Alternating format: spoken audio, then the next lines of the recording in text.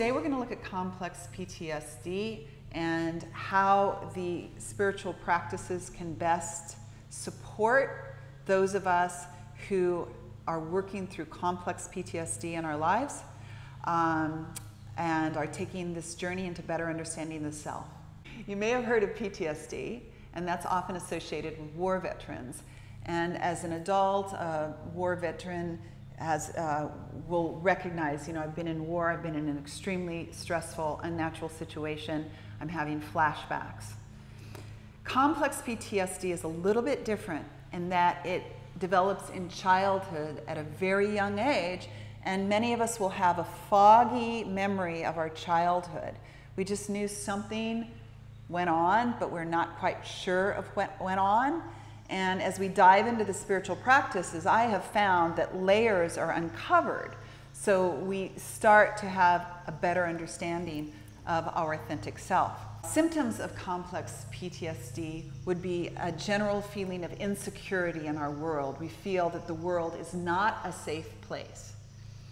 Another symptom would be not feeling that we could go to relationships as a safe haven, as a place of comfort. Another symptom of PTSD would be a harsh inner critic, as well as a general societal anxiety. These are just a few symptoms. If you want to learn more about complex PTSD, I encourage you to look up Pete Walker's book, and that'll be in the comments in the description below. But I want to stay really with the spiritual practices in relationship to complex PTSD and unwinding the knots of complex PTSD. In my own journey, I was drawn to spirituality during a crucial time in my life. There was a breakup with someone that I dearly loved, with a man I dearly loved. But love gave me anxiety. Just the thought of being close to someone and being loved that deeply gave me a lot of anxiety. And due to that anxiety, I acted it out. And he exited. I don't blame him. I would have exited too, knowing what I know now, because I acted it out in a major way. But at the time, I couldn't see it. It turned me towards spirituality and toward spiritual practices, which is a great thing because it reduced my anxiety levels. Again, I was very anxious around relationship and around love.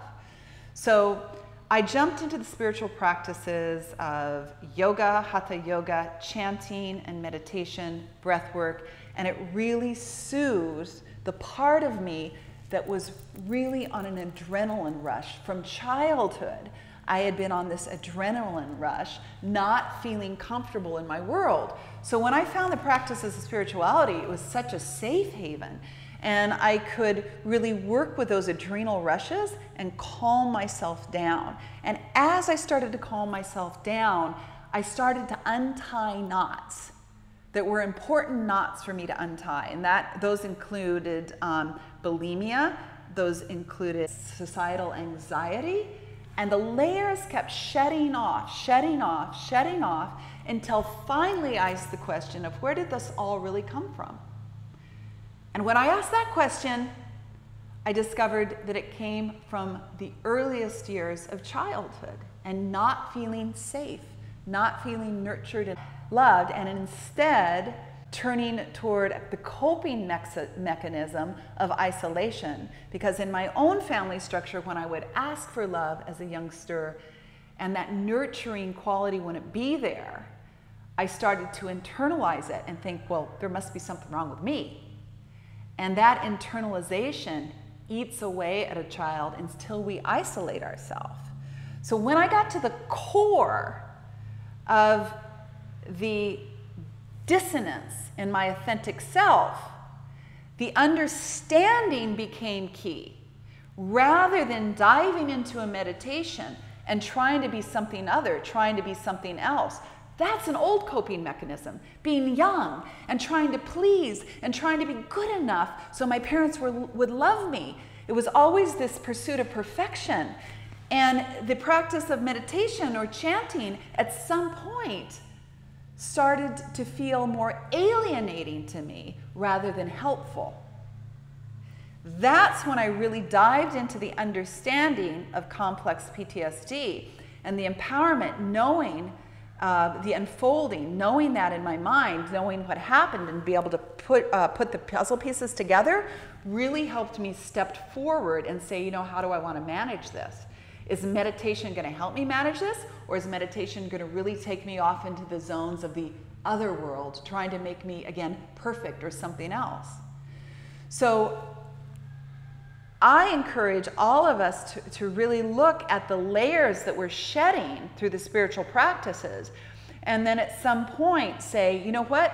I want to use my mind powerfully to understand the unfolding, to understand what went on in my life, and take positive action to manage that understanding. And that positive action may not be best suited toward meditation, because we may be zoning out and denying and not getting to the heart of the authentic self. So we make the greatest use of ourself when we combine experience with knowledge.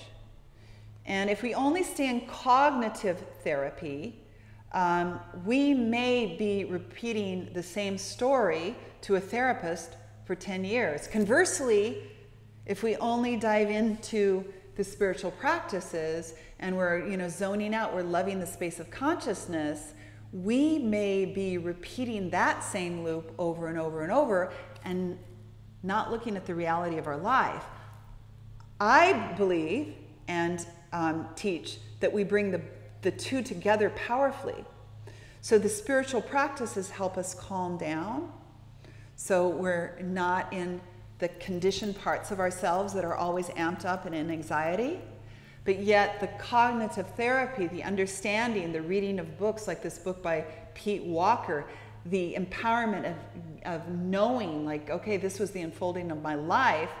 When we bring these two together powerfully, then we're really going places, because we start to feel whole again. We're no longer fractured. We're no longer too heady. We're no longer zoning out and in the space of consciousness, but we weave the two together. And then that practice in and of itself will help those of us who've experienced complex PTSD step forward into our world and make some semblance of normalcy in our world. And that's what we really want. That's what we've really always wanted. It feels like confused, like how come I couldn't make sense of my world? Everybody else is doing it. Other people feel comforted in relationships. So, you know, putting the spiritual practices in perspective, being objective about them, what purpose do they serve, and at the same time embracing therapy, cognitive therapy with a really good therapist, or reading the books, or, you know, going to a lecture, going to a retreat with someone who understands the dynamic of complex PTSD, and weaving the two together.